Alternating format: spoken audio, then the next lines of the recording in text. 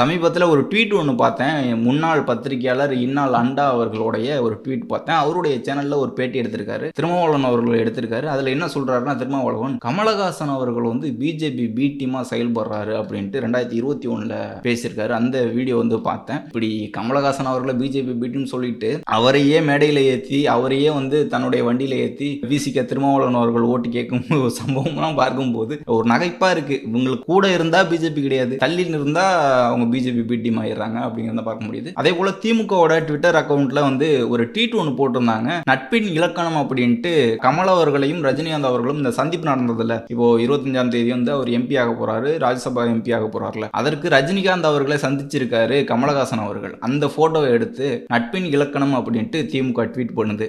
இதே திமுக தான் கமலஹாசன் கட்சி தொடங்கணும்னா அவர் பிஜேபி பி டீம் சொன்னுச்சு. ரஜினிகாந்த் வந்து கட்சி தொடங்க போறேன்னு சொன்னோன்னே பிஜேபி பி டீம் சொன்னுச்சு. ஆனா இன்றைக்கு வந்து திமுக மேடையில் வந்து ஏற்றிட்டு அவர் வந்து பேசி போல வைக்கிறாங்க. அவர் பிஜேபி பி டீமா தெரியல, இன்றைக்கு சங்கியா தெரியல. கமலஹாசனையும் இது எந்த மாதிரி திமுக வந்து எப்படி சொல்றது, கூச்சமே இல்லையா அப்படின்னு ஒரு கேள்வி கேட்கணும்ல, கூச்சமே இல்லைல்ல அப்படின்னு ஒரு கேள்வி கேட்கணும்ல. அதுதான் திமுகவா இருக்கு.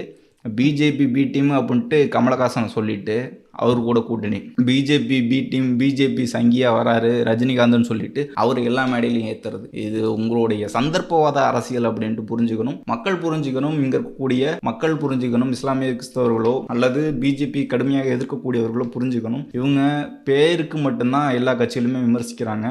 நாளைக்கு காங்கிரஸ் வெளியில போயிட்டா 2001 மாதிரி பிஜேபியோட கூட்டணி வச்சு தேர்தலில் சந்திச்சாலும் சந்திப்பாங்க. அதுதான் திமுகவோட நிலைப்பாடு. தமிழக வெற்றி கழகம் தீர்மானம் நிறைவேற்றியாச்சு. பிஜேபி கூட எந்த காலத்திலையும் கூட்டணி இல்லை அப்படின்னு நிறைவேற்றியாச்சு. தலைவர் விஜய் அவர்களோட நிலைப்பாடு தெளிவா இருக்கு. திமுகவோட நிலைப்பாடு அவங்களுடைய பணம் போகக்கூடாது அப்படிங்கிற ஒரு எண்ணத்திலையும் ஆட்சி அதிகாரம் வேணும் அப்படிங்கிற எண்ணத்துல தான் அணுகுவாங்க. ஆட்சிக்கு முன்னாடி எப்படி இருந்தாருங்க, ஆட்சிக்கு பிறகு எப்படி இருக்காங்க, இப்போதைக்கு எப்படி தமிழ்நாடு இருக்கு அப்படின்ட்டு நீங்களே புரிஞ்சுக்கோங்க. ஆட்சிக்கு முன்பு வந்து கருத்து சுதந்திரம், இங்க வந்து போராடக்கூடிய வாய்ப்புகள் இல்லை அப்படின்லாம் கடுமையா பேசின திமுக வந்து ஆசிரியர் போராட்டத்தில் அடிச்சு உள்ள தூக்கி வைக்குது. ஆசிரியர்கள் போராட்டம் பண்றாங்க, அடிச்சு கைது செய்து உள்ள வைக்குது. அந்த அளவுல தான் இவங்க வந்து கருத்து சுதந்திரம் கொடுக்குறாங்க.